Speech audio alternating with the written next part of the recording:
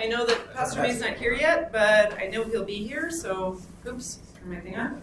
Jasmine, are you ready for recording and everything? Oh, awesome. Okay, great to see everybody. Welcome. Let's do a quick round of introductions. I'm Thea Agnew-Bevan, one of the co-chairs, and maybe let's start with Jasmine. Jasmine Akers, records clerk and staff to the committee. This is Dr. Sono. Mayor Kimmel. Hello everybody, Celeste with the Alaska Black Caucus, and I'm going to put my mask on. Joey Sweet. Junior Amplify. Felix Rivera.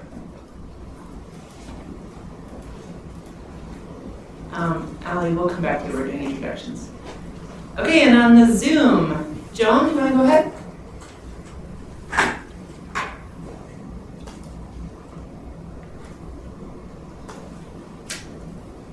Can you hear us, Joan?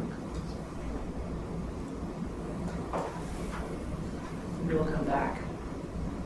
Mila, do you want to introduce yourself? Yes, hi, Mila May, Language Interpreter Center. Sorry, I would join you guys there in person, but I'm sick, so I'm staying home. Great, thank you. Hi, Lori, go ahead. Hi, Lori Pickett with Alaska Literacy Program, and I usually like to be there in person as well. I apologize, but we are under construction, so if you hear noise in the background, I've got workers here probably for another hour. Thank you, everybody. Great, thank you. And Allie? Hi, everyone. I'm Allie Hartman, Communications Coordinator for the Anchorage Assembly. And anyone else on Zoom who hasn't introduced themselves yet?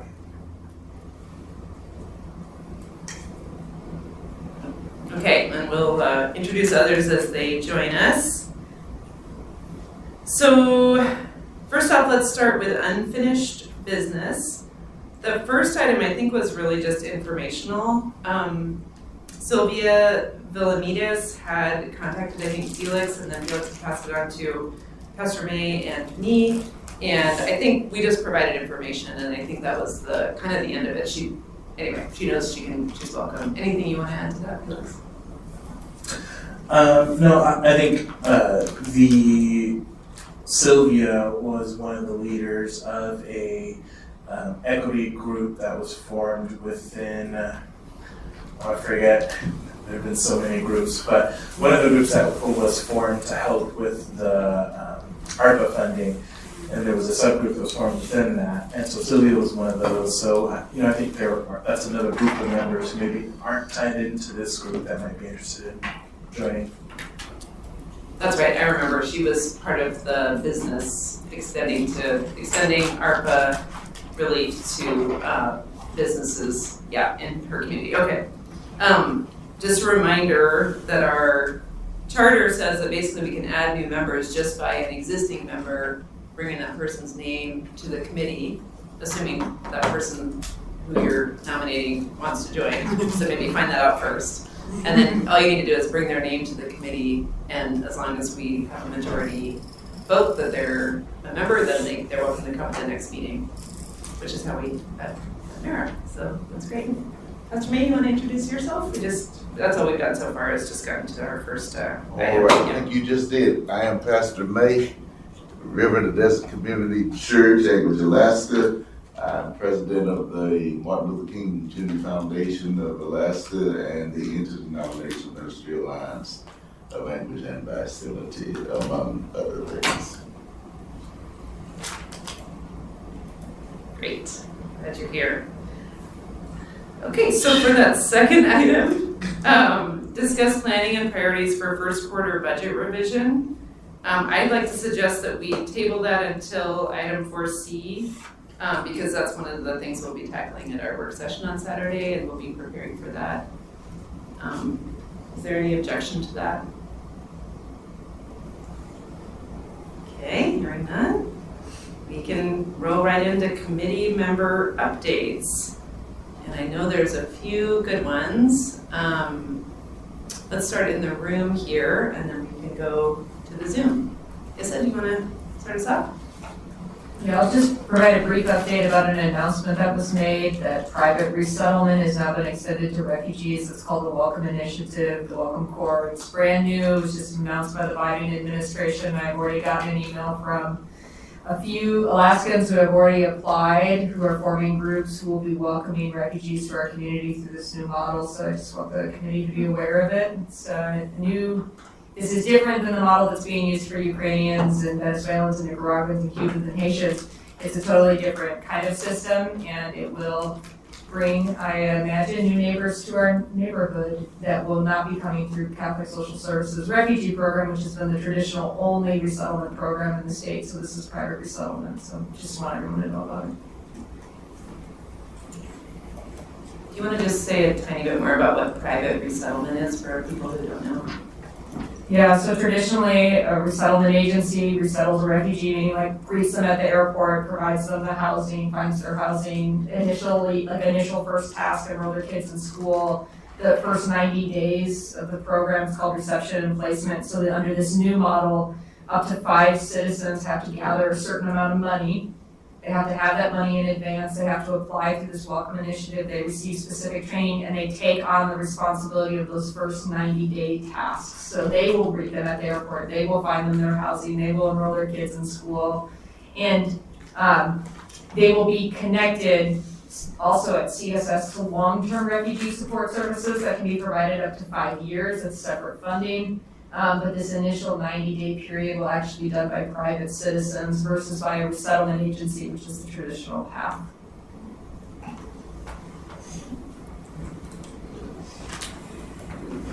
Yeah, that's interesting. Anyway, we can talk more about that later, at a later date on this group. Seems really interesting. All right. Any updates you want to provide? No, because I'm new. They can just be updates from your organization, is kind of, or community, whatever. Yeah, you're good.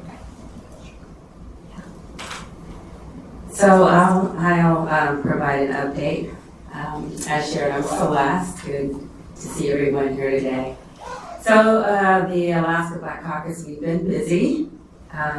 Just finished up the MLK Cultural Solidarity Celebration.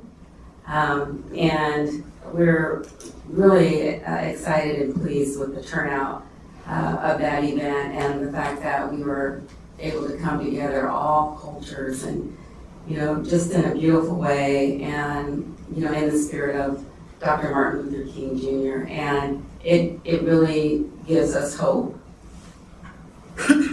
And we're looking forward to it being an annual event. And so if you didn't get an opportunity to stop by or witness the celebration, it is online, and just encourage you to try to participate next year. The other thing I'd like to share is the Alaska Black Caucus was invited to apply for a 10-year funding opportunity with the National Institute of Health to provide support for equity work in health. And it's just, I just see the potential to really move the needle in such a big way. And so we sent around some emails asking for support for the project.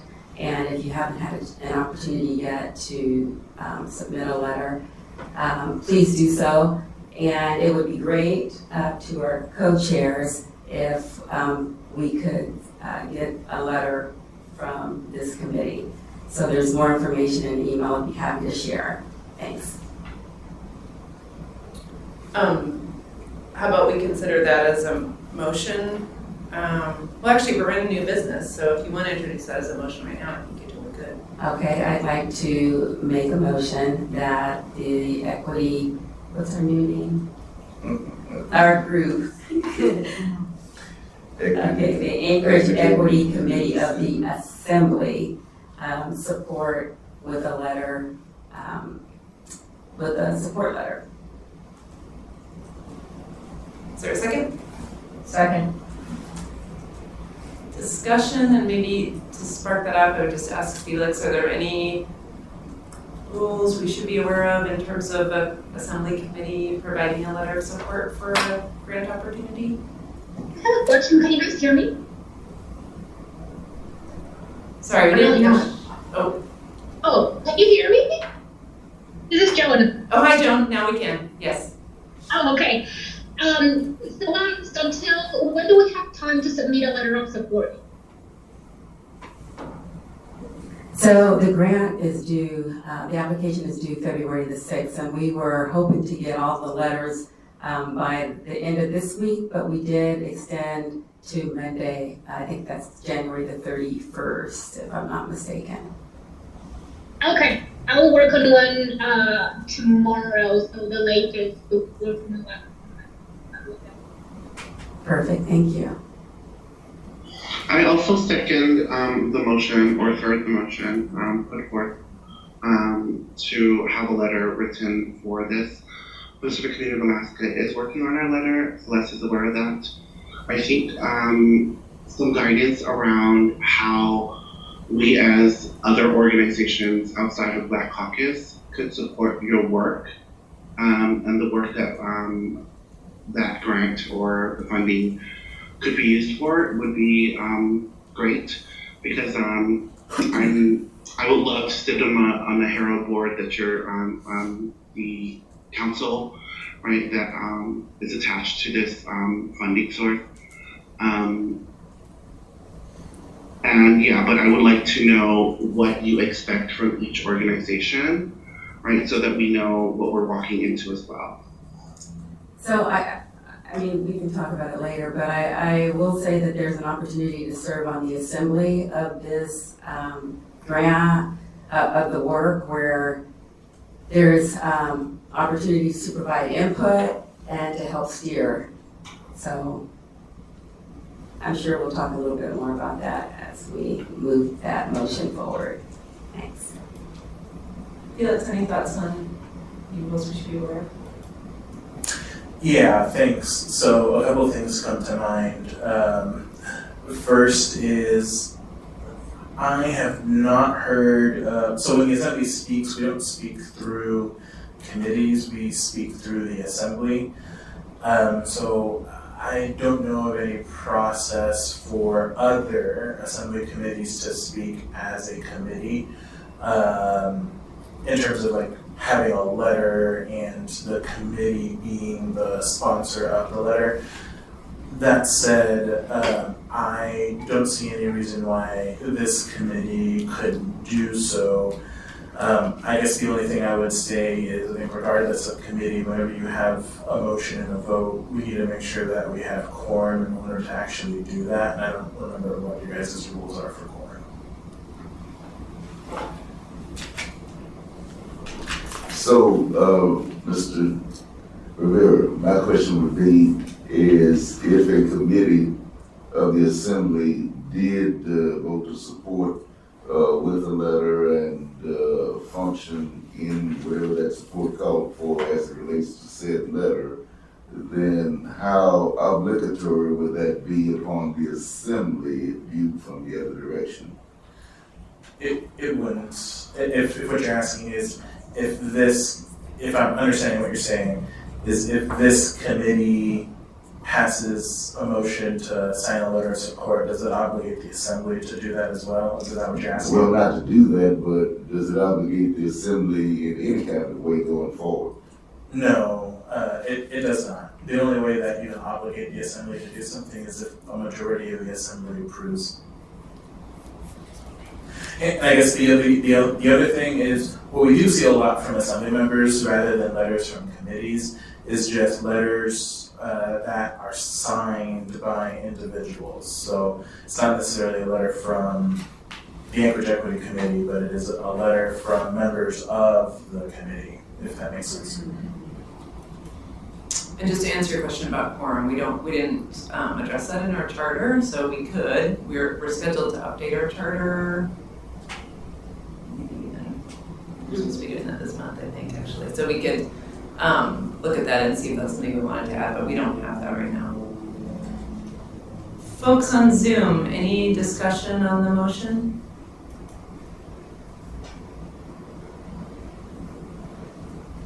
I think that it sounds like something we should be able to support in some way, and it sounds like Felix gave us a nice way we could do that, for sure. So congratulations, Celeste, on this opportunity.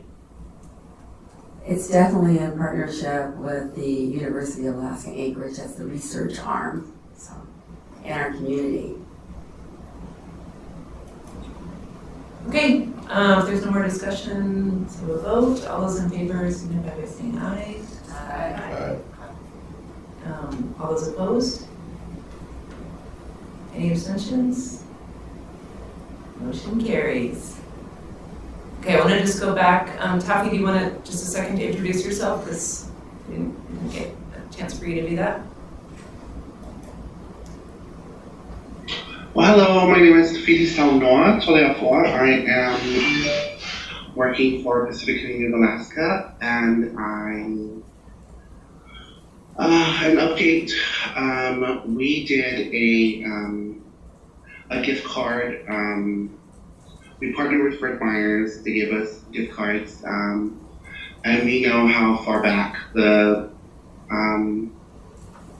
food stamps approval and stuff has been, and so there's so much food insecurity in our community and across Anchorage, and so we thought it would be good to just push out, having gift card. There were $50 gift cards. It was 100 gift cards, and within the first 30 minutes of our day on Monday, 100 gift cards were already distributed. We served approximately, so we served 100 households because that was the call, right? To serve 100 households with $50 gift cards per gift card, and approximately 340 individuals were served within 30 minutes with those gift cards from Fred Meyer's. And so the hope is that, the state would step in and get their act together so that they can help with getting approvals for people to get food stamps and what they need for food insecurity. We had education. We were partnering with a Dr. Mendoza around diabetes. So we had our first education conversation this past Tuesday. And then we are having a vaccine clinic this coming Saturday, in 2 days, from 2:30 to 6:30 here at Umoja in Mountain View, where we are located. So if you need a vaccine, we are having our vaccine clinic.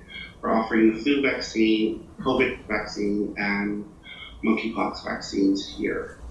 And then tonight we have our Step Into Wellness initiative, which is to get Anchorage, the Anchorage community out to STEP. So we have purchased platforms, STEP platforms. It's going to be at the Fairview Rec Center, and it's from 7 to 8 p.m. So if you're available tonight and you want to get some exercise in or get your steps in, come by and we'll have space for you. Thank you.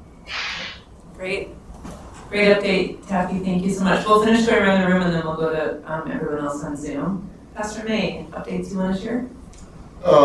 In the vein of Madam Celeste there, we did recently conclude and we had, invited you guys to our Martin Luther King Jr. commemoration celebration out at the Niners Center on the 15th, and wonderful celebration. Pastor Ken Redfern, Malden Local Community Assembly, was our guest speaker. Lucy Hanson, who's part of this group, represented the Polynesian Association of Alaska and bringing greetings. Bridge Builders of Alaska led in the mutual pledge of mutual respect, and Miranda Curtis, nationally known artist, singing artist, did renditions there as well. So we had a great celebration. Community supported it really well, per se.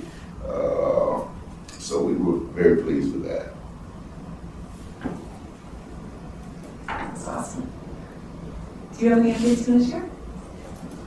Sure. So my name is Joey Sweet. I was selected to be the interim representative for the seat vacated by Forrest Dunbar following his election to the state senate. So I'll serve here on the assembly up through about mid to late April. Really just wanted to join you all here today to kind of introduce myself. Because I'm here for a shorter amount of time, I want to do as much as I can within that time frame. So I'm trying to go to every committee meeting and stuff like that. Introduce myself, be as involved as I can, learn, be a sponge, that kind of thing. In terms of updates, I don't have so much just because I am on the newer side, but I look forward to being involved, and we'll have more to share about next time. Thank you. Sorry, can I interrupt you really quick? Please do. Yeah, so Joey did mention the one thing that he is hoping to get done, which I think this committee might be particularly interested in, considering I think it does have equity ramifications, which is dealing with facial recognition. So I don't know if you want to talk about that a little bit, Joey. Sure. I'm still new enough that I don't quite know the full mechanics of how to, introduce legislation, work sessions, stuff like that. But essentially what I would like to try and do is move towards doing some kind of facial recognition policy. I'm leaning towards a ban. Other municipalities have done that already. I am sympathetic to it because it is the simplest policy. You just ban it. It's easy. You don't have to put together some commission or task force that takes a long time. You just ban it and call it good. But I also recognize that as long as you're using it correctly, I certainly recognize that there is a case to be made for it. So my hope is to have a work session on it, get the thoughts of the assembly as a whole, and then go from there. To speak to the equity issue, it depends on exactly which particular type of facial recognition you may be referencing, but there have been lots of studies that demonstrate disparate outcomes along gender and racial lines for the use of facial recognition. There are multiple cases of particularly young black men being misidentified by police using facial recognition, and then they get arrested for crimes that they not only had nothing to do with, but were patently and obviously committed by somebody else. A human being could look at the two faces and recognize these are two different people, but an algorithm, doesn't, and then that has real world harms. There are multiple such cases, but technology is iterative, and 10 years from now it will look different, right? So I still lean towards a ban for the aforementioned reason of the simplicity. My ideal would be ban it and then let the state legislature step in and do a more comprehensive review of how it could work in different parts of the state, under what different guidelines it could exist. The state of Massachusetts does that. Multiple cities there banned it, and then the state legislature stepped in and passed a more comprehensive law that allows it under strict scrutiny with democratic principles of accountability and oversight and things like that. But again, I'm only here for 100 days. I want to try and get something done, and a ban would be the easiest. So if there are any questions about that, it's in the most nascent stages right now for the assembly, but if there are questions, I'm happy to take them. Great. Let's not take questions right now because we want to finish doing our updates, but it sounds like a super interesting topic. Junior, do you want to share any updates? Yeah, Junior Almavai, Chief Equity Officer. Thanks for having me here.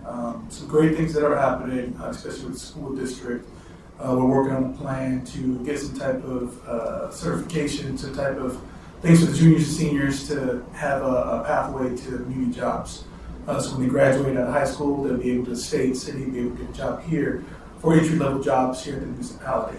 So we're working on that plan, and it looks like it's moving forward. On Monday the 30th, we'll have over 15 departments from the municipality at West High School to be able to educate children, especially the junior seniors, the individuals that are headed out the door, about the opportunities that are here locally for the city. That's one of the things. Other things that I'm doing currently, many of you have sat in that room, is the equity listening tour that I'm having again this year, where I meet with different groups, different individuals, and just talk about the barriers, especially in the municipality, that we can kind of figure out solutions to. So feel free to reach out to me, and we'll get you on schedule to kind of find out the different things that are impacting your group or different areas where those barriers can be broken. So that's happening now. Thank you. Awesome, thank you. Felix, we'll come back to you with the assembly updates. Mila, do you want to share any updates?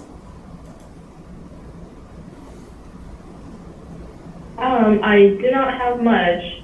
We're continuing with language access planning. If agencies out there or individuals are seeking language access planning, feel free to contact us. We're able to also do agency spotlights if anyone is interested in us doing that. So that's kind of what we've been up to. Great, thank you.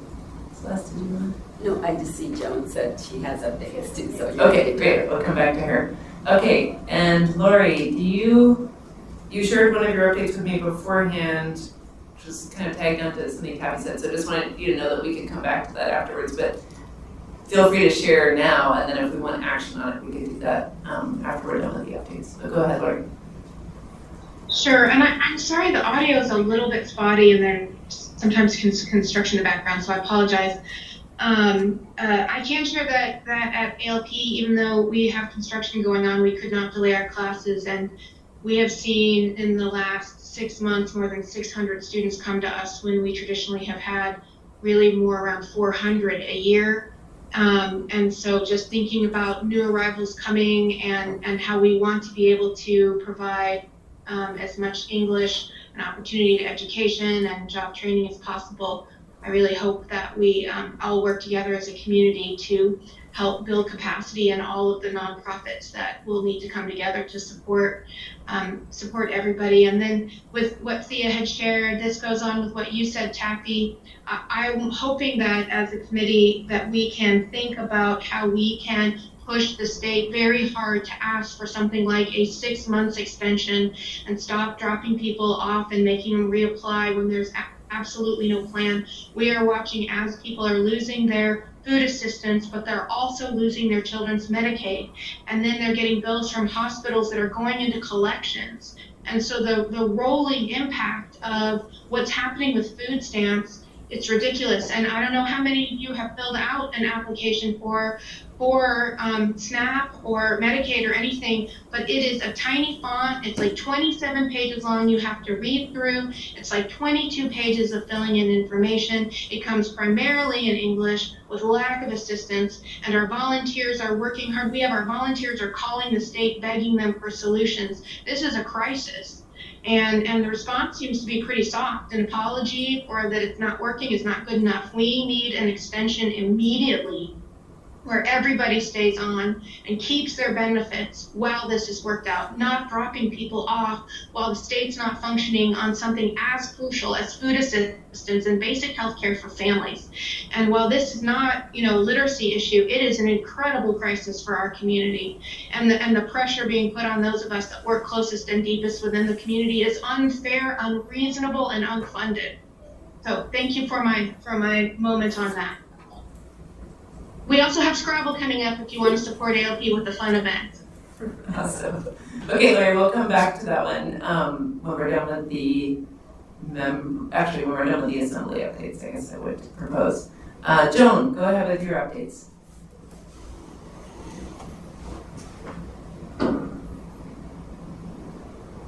Oops. Joan, we can't hear you. Oh, there we go. Yep. Yeah. Okay, apparently I'm having issues as well. It's not just Lori. So we are about to launch our survey for our Hispanic Latino needs assessment that we're doing thanks to the ARPA funding. We're finalizing the questions this week, and hopefully the next month or so we are able to start with our survey.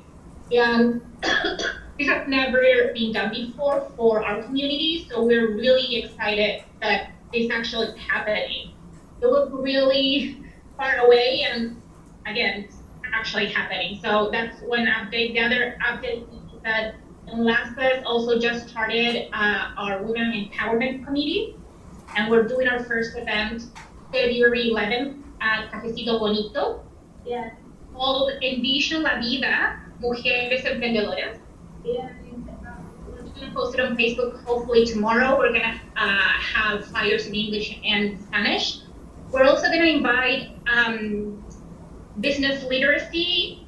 There's a lady who teaches classes on that, so we're gonna invite her to, do a little presentation. We're gonna have flyers in English and Spanish as well. So that's going on February 11th from 11 a.m. to 2 p.m. Again at Cafecito Bonito. And the third update is that we're gonna start doing, we're gonna be helping with taxes for the Hispanic Latino community. So we're gonna have volunteers that are going to help with language access. So all it's on the May, so we don't have dates right now. However, we're planning on doing that maybe March, maybe late February, March. We're trying to do 3 events. We'll be happy with 2. So next month, I will let you know the dates of those.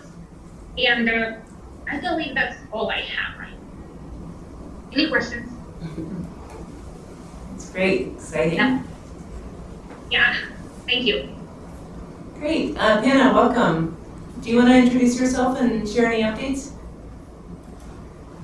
I'm Panna Lynch-Jerusi, and I am just a community member and a learner, and I don't have any updates. I'm still a student at Purdue working on my doctorate and doing well. I'm here to learn and be part of the solution and be progressive about it. Great, I'm glad you're here. Okay, anyone who didn't get a chance to share? No, okay. Oh, me. My updates, let's see. Actually, there was one I wanted to share. The Public Health Association's been meeting this week, and I haven't actually been able to go myself, but folks at my office came back, and I have a photo of the poster, but for people interested in chronic disease prevention and just kind of health promotion, the state has a kind of a gateway that they're promoting called Fresh Start. And basically, it's virtual. You can sign up, you get virtual coaching, and you can get into all sorts of chronic disease programs like help with food, help with fitness, help with mental health through this one gateway called Fresh Start. And actually someone in my office signed up for it, and she said it was amazing. Like she got a scale in the mail, and she has an app, and I was thinking it would be a really good thing for the Betty Davis Health Equity Summit too. So wanted to share that, and I can, we need a way to share all this information with each other. Some kind of a platform. I don't know what other committees do, but there's so much good stuff. Because I want to be able to post it for you somewhere so you can all see it. So that was a cool thing, and then I just want to thank both these folks because I had the pleasure of attending the MLK celebration on Sunday and then the amazing community cultural celebration on Monday, and they were both total knockouts. And it made me just so happy to be part of Anchorage because, man, what a lot of cool people and talent, and it was just amazing. So that's first. Can I just add that Thea failed to mention that she received an award? Did you see her eyes just now? She rolled her eyes. She received an equity award, the Wind Beneath Our Wings, the Alaska Black Caucus. And then also Mr. Sweet, you forgot to mention the Hoopsford Unity basketball tournament. It's true. That you participated in in celebration of MLK. It was a lot of fun. I realized when I got there, I literally don't think I had played basketball since the age of about 12. And I was terrified the entire time that I was going to get the ball. Anytime if you noticed that I got the ball, I immediately passed it. Instantly, didn't hold on to it for 1 second. I achieved that goal. Yeah, lots of amazing stuff happening. Okay, Felix, let's go to you for assembly updates, and then maybe we can circle back to Lori and Taffy's, what they brought to our attention around food stamps. Wonderful, thanks. All right, whirlwind of things. I'm gonna sort of split this up into 2 categories. First, I'm just gonna talk a little bit about some of the accountability and liability work that the Assembly has been engaging in, and then I'll talk about policy.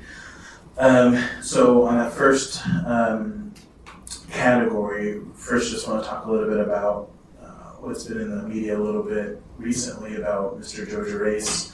I think as folks probably saw in the news, Mr. Gerace was accused of a crime by the state of fraud. I forget if it was what category of fraud it was, but due to his lying of his resume, he received about an additional $60,000 in pay from the state that the state is trying to now get back from him. And so the reason I bring that up is that on the local side, the Assembly is really interested in learning a little bit more about Mr. Gerace's tenure of the Anchorage Health Department and how it impacted the health department from a variety of different roles, including personnel, including fiduciary roles and what type of liabilities that we had there. So that is something that the Assembly is really interested in delving into. The second thing on that I wanted to mention in that category was surveillance accusations that have been made regarding surveillance of the Ombudsman and the Assembly offices. So as folks know, there are cameras, one pretty prominent camera in the hallway that points to the Assembly office's entrance, and then cameras in the hallway towards the Ombudsman's office. And there have been accusations made that members of the mayor's office have been asking for the tapes. And that is something that has been referred to the state. And as I understand it, an update that I got yesterday was that the state does think that there's a possibility that several state laws were violated. And they are going to be moving forward with their investigation. And we will see if there are any what comes out of the state's investigation there. And then the last one is the Domboski letter, as it's now sort of being called. And right now, the Assembly in that regard is really trying to get a sense of the scope here of all of the different accusations and trying to figure out how we want to get involved in those. And in particular, I think one of the things that we want to see is investigations done, and one of the things that we empowered recently through an emergency ordinance is the Ombudsman to get access to a higher degree of records, particularly HR records that the Ombudsman, that the administration refused to give to the Ombudsman. So we gave the administration that power, which was, in my opinion, already granted, but we codified it and made it fairly explicit so that the administration can no longer refuse those records. And so I think we will see various investigations led by the Ombudsman into some of the allegations brought forward by Ms. Domboski, as well as we had some internal audits that were already planned and in place that will hopefully shed some light on some of the allegations brought forward by Ms. Domboski. So that's on the accountability and liability side. On the policy side, a few different things here. So with regard to housing and homelessness, we are moving forward in a lot of our work towards the demobilization of the emergency shelter plan. So we had a housing and homelessness committee meeting earlier this week in which I walked us through the timeline. And in essence, without getting into too much detail, most of our emergency shelter locations, so think of the Alex Hotel, the Sullivan Arena, the Aviator Hotel, those will all shut down in mid to late April. And so we're talking about hundreds of individuals where we need to find placement for, whether that's in shelter or hopefully in housing. And so a lot of the work that you're going to be seeing in that arena is centered around that demobilization. The administration did say that they're going to be presenting a demobilization plan to the Assembly in February. I can only hope that it is a realistic and actionable plan because we have work to do, and I am very concerned about that, the human crisis that can possibly happen come April. Next on body-worn cameras, so I think as folks know, we are into arbitration. Well, we haven't officially started, but arbitration has been scheduled, I think, for some time in March or April, regarding body-worn cameras between the two parties, those being the municipality of Anchorage and the Anchorage Police Department Employees Association. So as I understand it, they're scheduling like 3 days of arbitration, and then after that, the arbiter takes 30 to 60 days to do their work, and then hopefully, I don't know if there's like any appeals process beyond that. I haven't looked into the process that much, but hopefully that'll just be the end of it. And then by that time, I'm hoping by the time the arbiter is done, that we will have the vendor selected, because that is something that, as I understand it, the police chief is currently working through that process to get hardware and software, so those vendors in place. And I think they were planning on bringing those appropriations to the assembly for the hardware and software and the vendor selection to us in March, April timeframe. On the mobile crisis team, I don't have a substantive update on that other than to say that the Health Policy Committee will be having a discussion on the mobile crisis team, and hopefully we'll receive some updates on their work to try to go 24/7 on February 1st. It's going to be in this room at 9:15 a.m. So for folks interested in that, you can either attend or there'll be a recording online. Then the last thing I will mention is,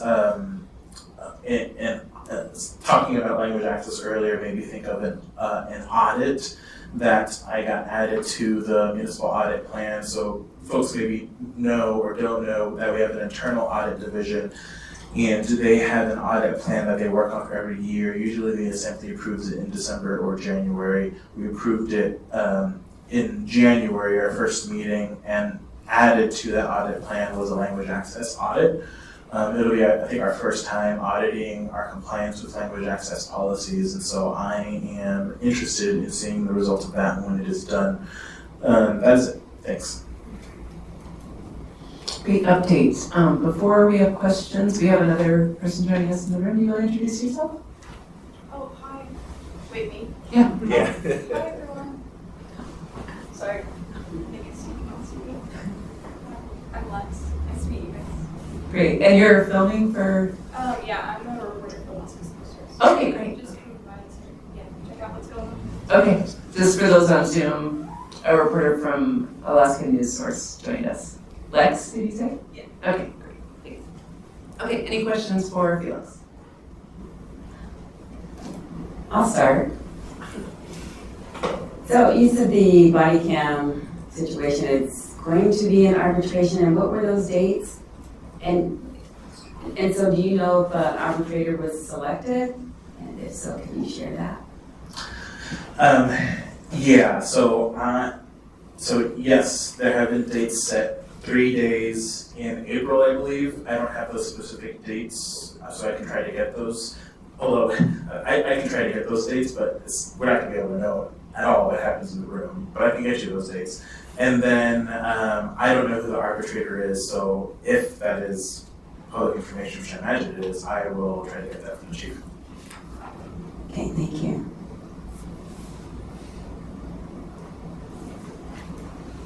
Kara? So, Thanks for the great update, Felix. A couple questions on the language access audit. Who's doing that? Yeah, so that is internal audit. So Mike Chadwick is the director there, and I don't know like when they're planning on doing it. Usually what'll happen is that they'll develop a scope and then they'll go through their process to getting the audit done with the different departments.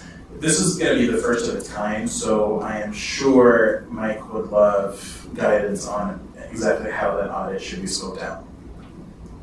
That would be great. That would be great if the assembly could make sure that the components of the audit are in line with, I'm sure other states and cities have done language access audits. And then just a follow-up question on housing and homelessness and food security issues. Is that something that's on the assembly's plate in terms of, sorry for the pun, in terms of dealing with Sullivan and especially in the Worming area? Yeah, thanks. So we actually had Duke Russell here, who, if folks don't know, Duke cooks the food at the Sullivan. And he came and spoke to the Housing and Homelessness Committee yesterday and raised a lot of alarms about the going-ons in the Sullivan and around food and a bunch of other things. So based off of his speaking before the committee, we have scheduled a work session to talk about food security for all of our emergency shelter locations for Friday, February 3rd, 1 to 2 o'clock in this room.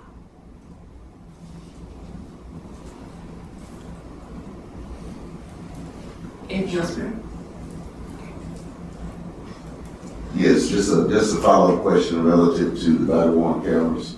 And just to be clear, as it relates to the arbitration, is what's been arbitrated is to allow the police officers to use the video from the cameras in their report, and in what way they can do that. Is that my understanding? What's an arbitration? Yeah, so to my understanding, that is part of it. It's whenever we aren't going to know what the full scope of it is because it is behind closed doors. It is not to be released to the public or to the assembly.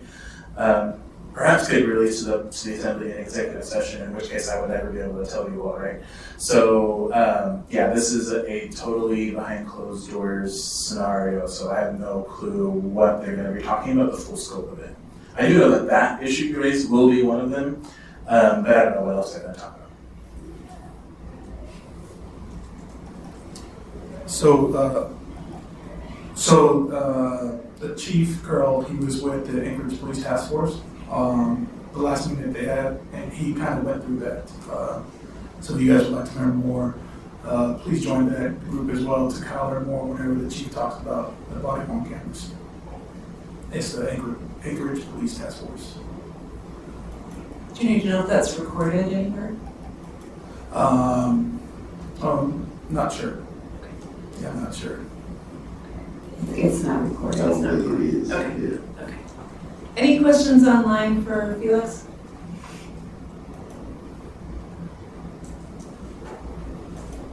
Okay, I want to just give Lori, and then I would guess Taffy wants to speak to it as well. Just let's keep it, if we can, to about 10 minutes to, I think Lori, you had a proposal for the committee about ways we could support the food stamps and Medicaid issue, and then I just want to make sure we have at least 15 minutes to talk about our work session on Saturday. So go ahead, Lori, and then Taffy, if you'd like to chime in as well.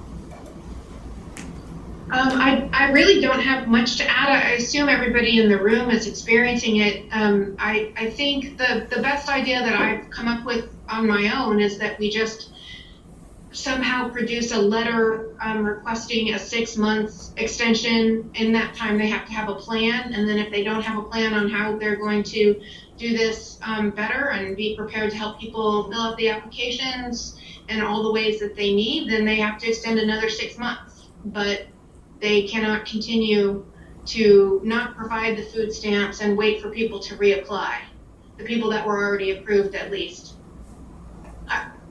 I'm open to hearing if anybody has anything that we think would be better. I mean, maybe Felix, you have an update that the Muni is already taking some kind of action with the state.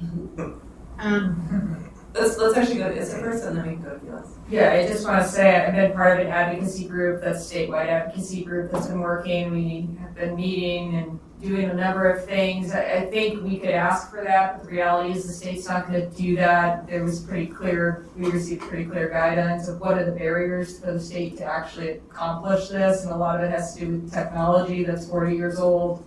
So to actually approve someone's benefits takes a long time, and so is this an issue? It's a serious issue. It's an equity issue. The people that are it is affecting the people I serve and the people I really care about, and it is a real challenge, but I also want us to not like run around in a circle around an issue that we might not be able to move the needle on.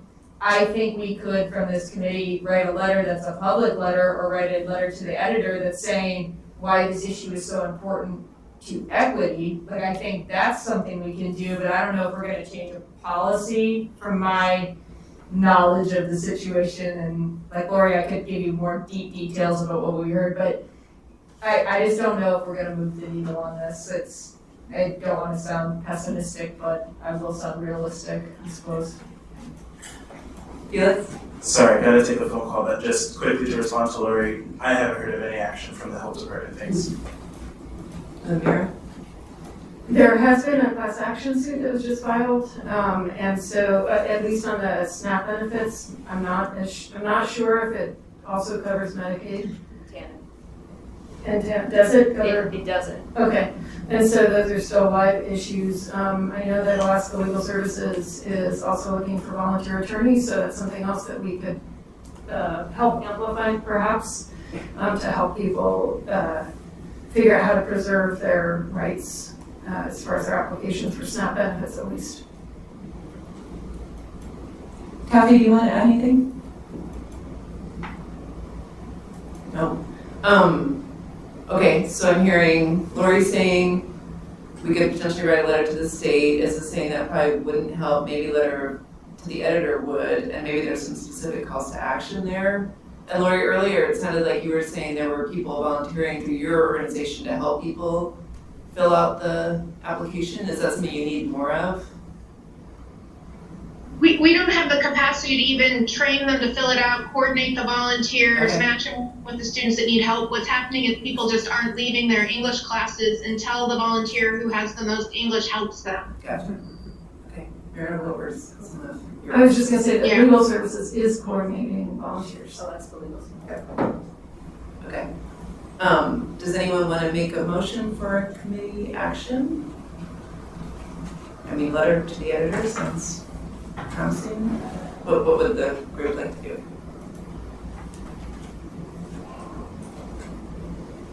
So I just want to offer something. For us to not do something is detrimental to what this equity committee is all about. And, you know, to hear that folks that are in need on food stamps, and I mean, that is just, I don't know how you get any lower to not step up to try and do something. I mean, I could go on and on, but there's got to be something. In addition to a letter to the editor, there's got to be something else. There just has to be. And I think if that means forming a subcommittee to take action, but we can't, at least hearing the plea and knowing that there are individuals that are receiving this, that should be receiving assistance, but they're not. And not only are they not, they haven't been for a while. That's too much for anyone to bear, even those that aren't on assistance. That's what I have to say about it.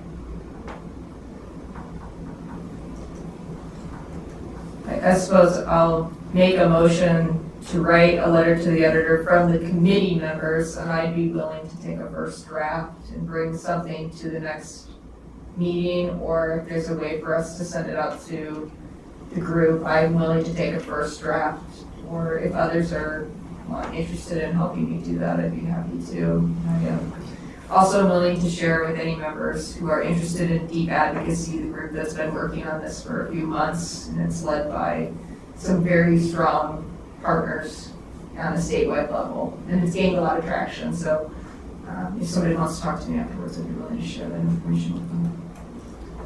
Is there a second for that motion? Second. Discussion? Well, it sounds to me like ISSA has been really working hard on this issue on the more policy level, much more than I've only been, I've been drowning in construction for about 6 weeks. So I've missed a lot. I've seen a lot of emails and haven't responded. So it said, if you think there's something more powerful that we can do or makes more sense that's strategically aligned with what's already happening, I'd love to hear it. But if a letter to the editor just to get the issue out more publicly is a smart move, then I'm all in. Yeah, I guess from my perspective, and I'm sorry, is that there's a group doing this really well who have gotten to the highest level of the state's government to have these conversations. And if people are really passionate, we want to move the equity needle, that we go through that group has already done that in some ways, and that's not here or there. Or I agree with Celeste, if we want to form a subcommittee and really go at this and really work hard at it, then that would do it too. But in this 1 hour, we're probably not going to get real solutions through this issue. So I'm open to that if somebody wants to put a motion forward for a subcommittee. But this group's doing it. They're meeting and they're getting real answers about the problems and there's legal services representation and others that are there who are helping with it. So I'm willing to share those connections with others on the committee if they would like. Great. Let's go to Joey. I was just going to say I'm a big fan of letters to the editor. I think they're one of the few things that really demonstrates to decision makers where the public's attention is at, especially in the state legislature. It's practically a requirement of the job to go through every single letter to the editor every day for some staffer and then highlight the most important or meaningful ones to the representative or senator they work for. So for that reason, I really am a big believer in those, and I'm happy to partner with you on that. We'll talk more offline.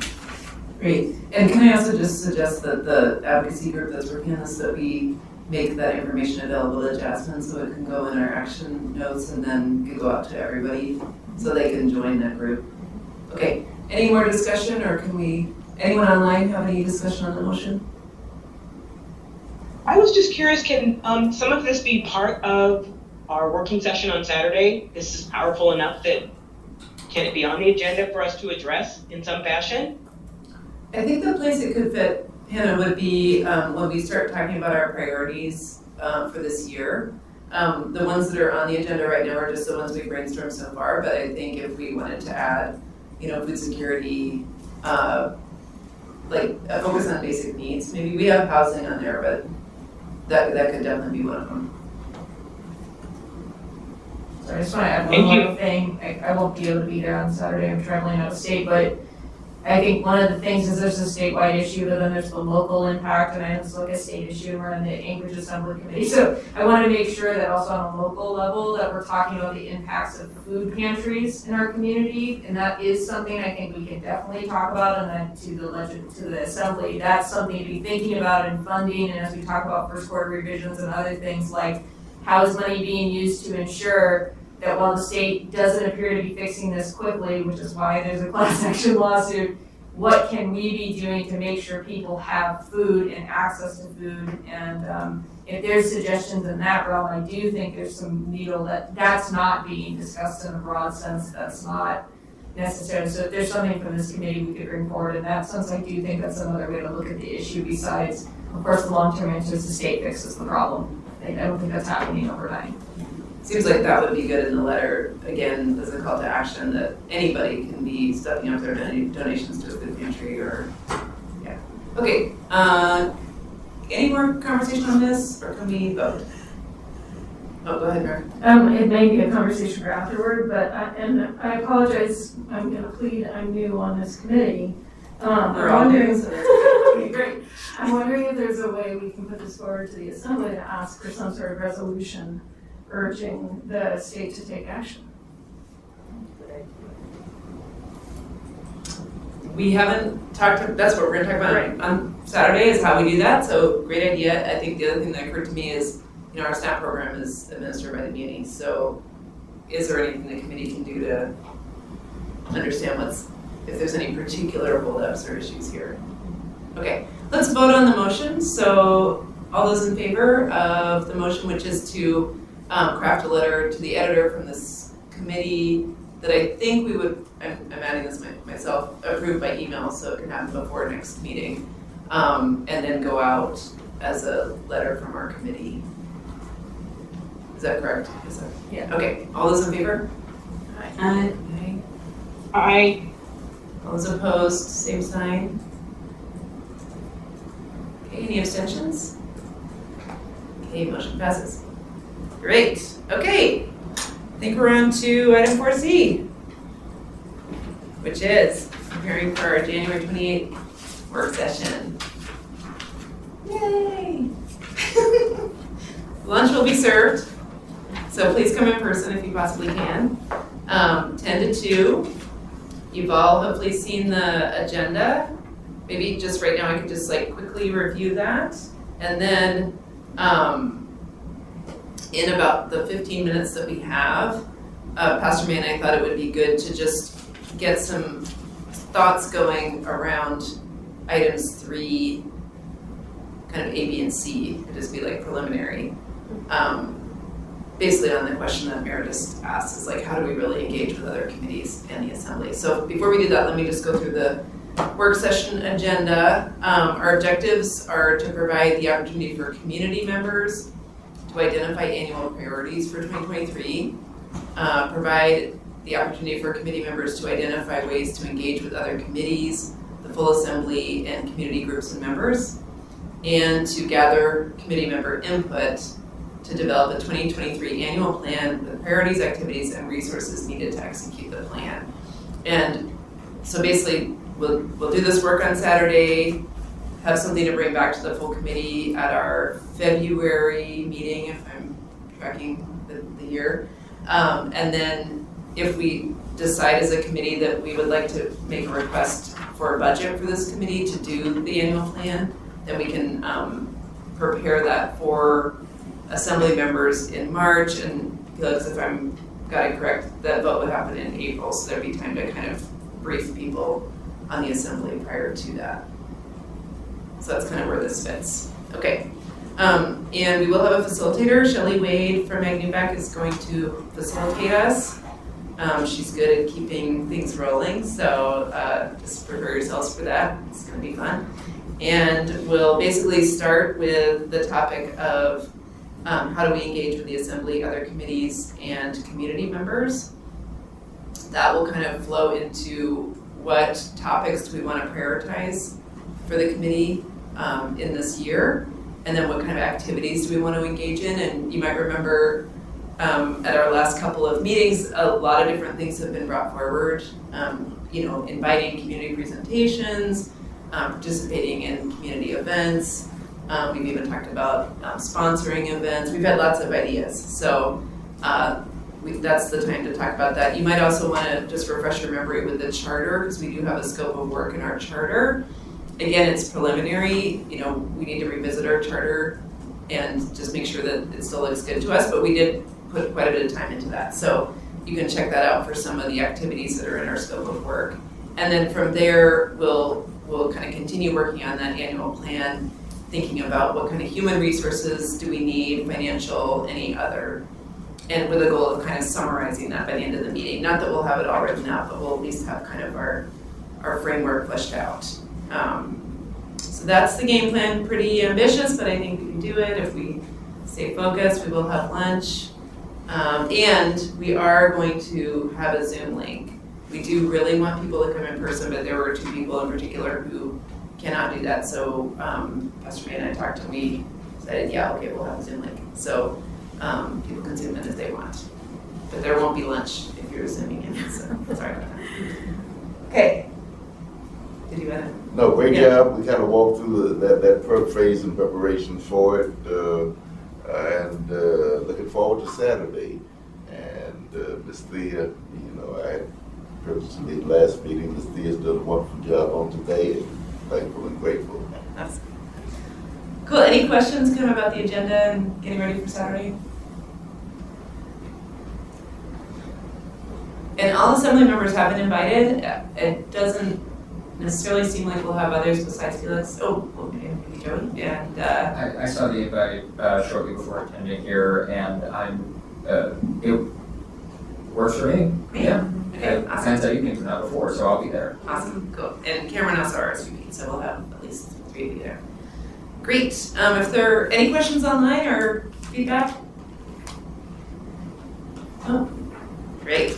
Okay, why don't we dive in for maybe like 10 minutes on just some brainstorming around that topic of, where are people at in terms of how they want to engage with the assembly, other committees and community members, and maybe again, just to refresh our memories, at our last couple meetings, we've talked about should the co-chairs, or maybe it's a rotating responsibility of a member, should we participate at all in full assembly meetings? We haven't done that yet, but should we? Another question was, should we participate with other assembly committees? Like, for example, we could identify a member who's particularly interested in a topic and kind of assign them to go to that assembly committee meeting and report back to our committee. We've also talked about, of course, assembly members are invited, but like, should we, in more formal ways, be asking them to come here? And then same with community members. We've talked about, should we be having presentations or inviting folks in on a regular basis? So I think we're still at that forming stage where we're trying to figure out how do we do this work most effectively. So just thoughts on that question, just to get us started. Yep. One of the things that I think would be effective and beneficial for this committee, as it relates to interfacing with the other committee assemblies, the other assembly committees, let me say it that way, would be to maybe invite the chairs, and if not the whole committee, whatever, on a rotating basis, on a one-off kind of thing, to give each of us an understanding of what that committee is all about and how they operate and what's priority to them. If we're going to effectively deal with inequities throughout our municipality or what have you, relative to the areas that they're dealing with, then we need to know what they're working on, what they're about, how they function, and that kind of thing. And so they can, come on a rotating basis monthly and give us a one-off, not that they have to come every meeting or what have you, but give our committee an understanding of what they're about.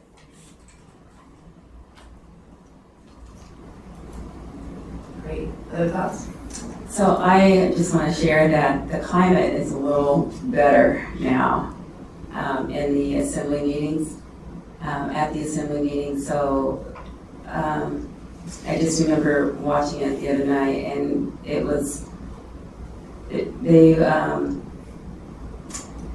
definitely improvement. So I'd be willing to attend an assembly meeting in person these days. To report. Yeah. Yep. Mm-hmm. Cool.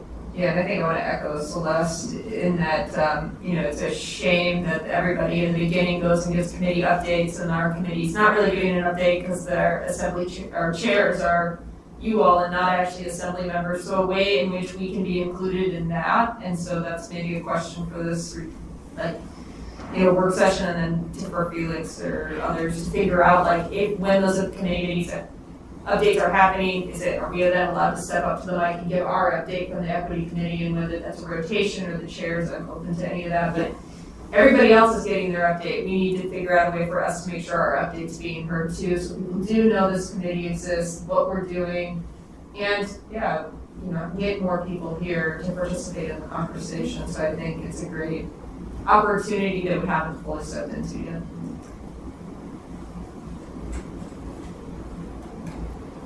Great ideas. Other ideas?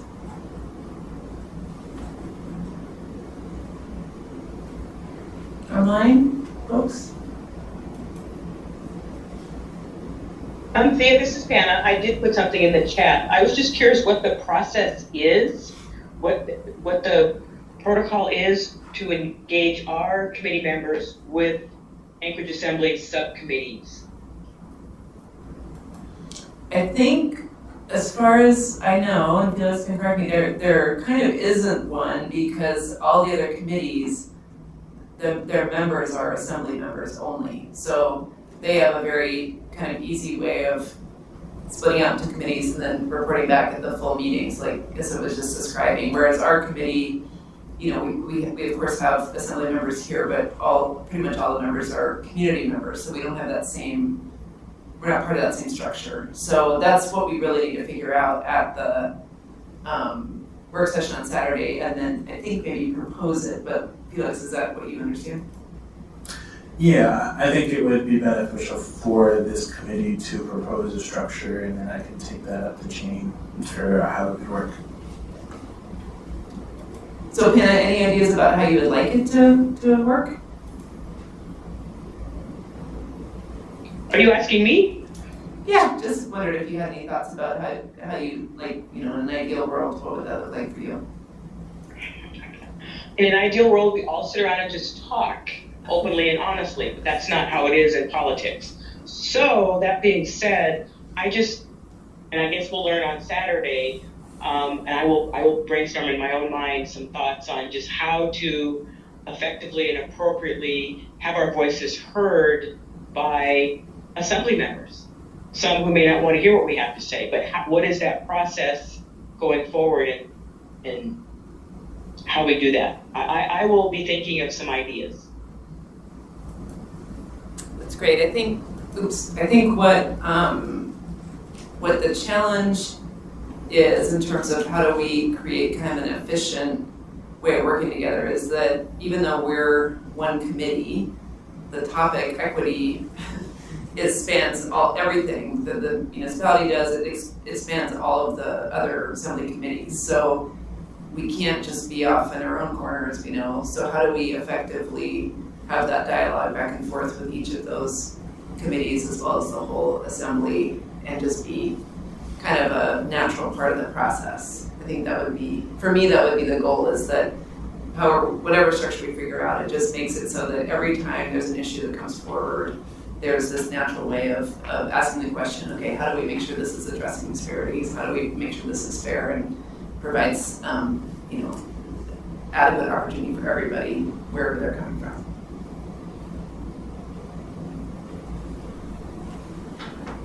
I had a question for one of the two assembly members present today. Is our existence, are the other assembly members aware of this committee's existence and what we are trying to do? I mean, do we matter in their worldview?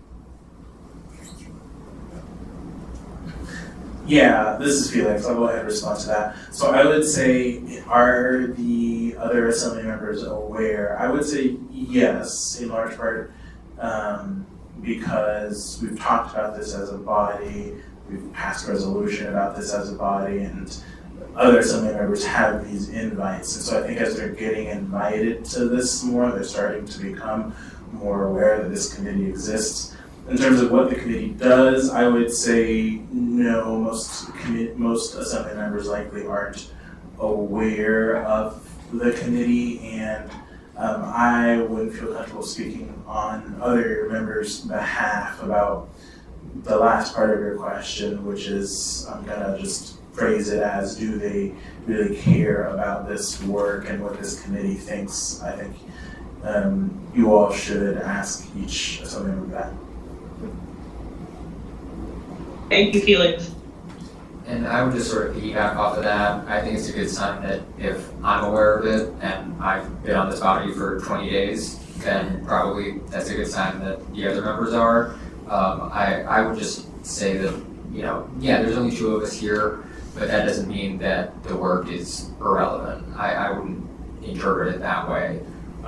Assembly members are extremely busy people, and so I think it's more just a matter of, everybody's living lives, and they're probably doing good work in their other responsibilities right now too. So I wouldn't want for it to be interpreted that way, is all. Thank you, Cameron. Yes, and I would not think it would be totally necessary at all for all of the assembly members to have to make an appearance in our committee meeting on a very regular basis, in that we have a couple of assembly members that are assigned relatively to this committee, and I've heard them broach on various brief occasions in assembly meetings interjections relative to this particular committee. But one thing I would say, if there is something that's very relevant with this particular committee that needs to get out, one of the two sitting representatives, is it possible in some shape, form, or fashion to raise a flag and then maybe invite testimony, somebody from this particular group in a particular assembly setting and shine light that way?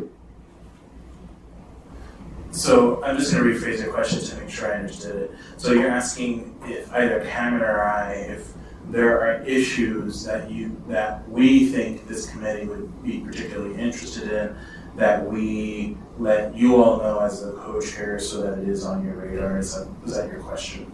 Well, that's the flip side, and that side is very pertinent as well. But the side that I'm really addressing is if there are issues, equity issues that are raised throughout wherever, and we want to speak to it and address it, and you guys can raise the flag in the assembly meetings and call for testimony. Is that a possible vein to operate in?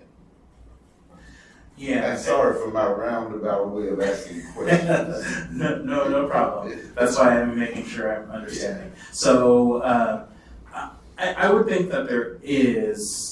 It depends on the format, right? So at assembly meetings, they're pretty structured and rigid about the rules and everything. At committee meetings, much less so. So I guess it depends on what this committee is particularly interested in terms of engagement in that route. And we might have to develop sort of different protocols for each scenario that we're talking about. But it's certainly something that after the conversation on Saturday, I'm willing to have a conversation with the chair. And then, depending on whether you're talking about committee levels, that would be a discussion with each of the individual chairs and how they each want to handle that. So no simple answer. Okay, so for instance, we've talked about the food stamp issue, we've talked about homelessness, those kinds of, and we do have a homelessness committee of the assembly, correct? And if there was something we wanted to interface with them about that we see as an equitable issue, in which there are many in homelessness and in all of these other areas. And I'm suggesting or asking, could one of you guys raise the flag, or someone from that particular committee raise the flag, and somebody from this committee be invited in to lift the flag further by way of testimony? Yeah, thanks. So I would respond to that by saying yes. You can ask the liaisons, just using my committee because the Housing and Homelessness Committee is the one that I chair. Yes, you can ask us to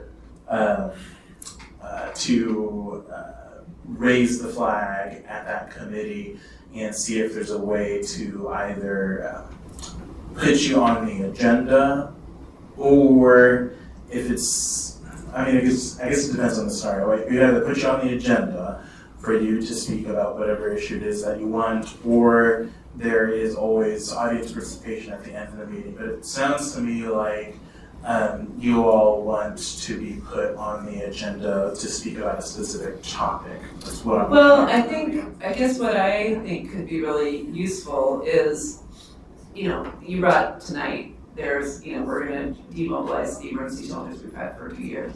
And that's gonna cause a huge, it's a big problem. Like, it needs a lot of brains on the job to figure that one out. This committee has a lot of great people, but also connections to a lot of organizations and communities that may otherwise not really be engaged in helping solve that problem. So I think what I think could be effective would be when those big thorny issues are coming up. And again, we need to figure out what's the process, but it's almost like there's some dialogue happening where, you say like, hey, we need help. Could you make space on your agenda, your next meeting for this topic? And then folks from your committee and maybe even other people that are engaging with your committee come here and we kind of all work on it together. Like, that's sort of the thought. I guess that's what I've seen. That's what happened with the vaccines that was super useful, is that it brought a whole group of people and connections to a whole bunch of communities that just weren't engaged previously. And made that huge effort of getting vaccines out to our community way more effective. And so that's kind of the model that I've seen work with this group, and I think with something as big as what you're trying to solve between now and the summer, so we can avoid the humanitarian crisis we had last summer, that I think a lot of people here would be into that. Yeah, I think the only thing that I'm struggling with is that, the assembly deals with so many issues, right? So, I guess, it's helpful, and particularly I think, at least to start, maybe down the line when the assembly gets more used to working with the equity committee, it'll probably be more reciprocal. But just to be honest, I think to start, it's probably going to be more equity committee reaching out to assembly than assembly reaching out to equity committee. There might be, a few areas where assembly members might reach out, but yeah, so I would say in terms of the start of this relationship, it would be really helpful for the equity committee to sort of talk about its areas that it really wants to focus on. Yep. And then from there, we can really start talking about how to engage. Totally. So I think at our work session, we're gonna come up with a proposal of how to engage and hopefully come up with a few priorities. And I think that could really help make happen what we just talked about. Final word from Mira, and then we'll go to a wrap up. Just a question, I think, for Felix and Cameron, as liaisons, and don't answer this now, but think about it. What do you see your roles as being in terms of that interchange between this committee and the assembly? Because it seems like you've got a lot of information potentially, and so what will you plan on doing with it? Great question. I can answer first.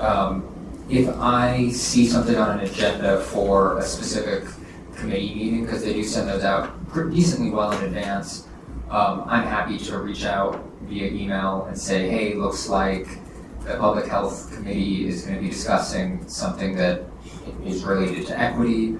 If we want somebody there to either see it or do audience participation or, fill in the blank sort of advocacy work, I'm happy to forward that along. That's kind of what I envision being able to do. I can pass it along to my successor as well and make sure that it becomes just sort of a best practice in moving forward. Just getting information from point A to point B can sometimes be pretty hard, so it's not something I'm ignorant to. That's something that I can plan on doing.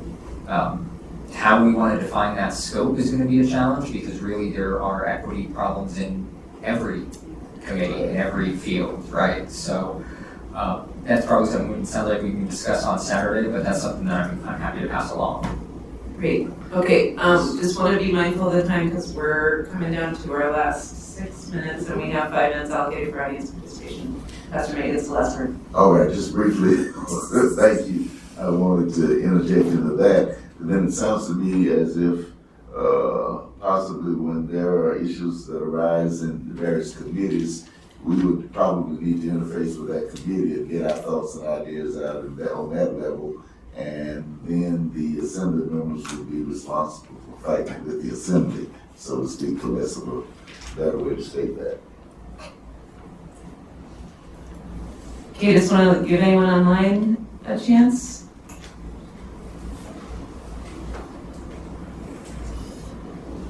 We'll see you guys on Saturday, for sure. Excellent. I'm glad you're going to be there. Okay, just want to open it up for audience participation. That'd be you. Anything from the audience? Thanks for your comment. Great. Any audience members online? Okay, hearing none. Hope you can come in person. We're going to start right at 10, so if you want to come a little earlier, that's great. 645 T Street, right next door, second floor. And we'll figure out how to get you in the building because the front doors are locked, so someone will be down there to let you in. And we'll have lunch. And any final words from any? Sit right next door. That's right. What? Sit right next door. Yep, it's right. The building that's right over here. Yeah, 645 T Street. Any other? I'm good. Yeah. I'm good. You're good? Okay. Thanks, everybody. We'll adjourn. See you on Saturday.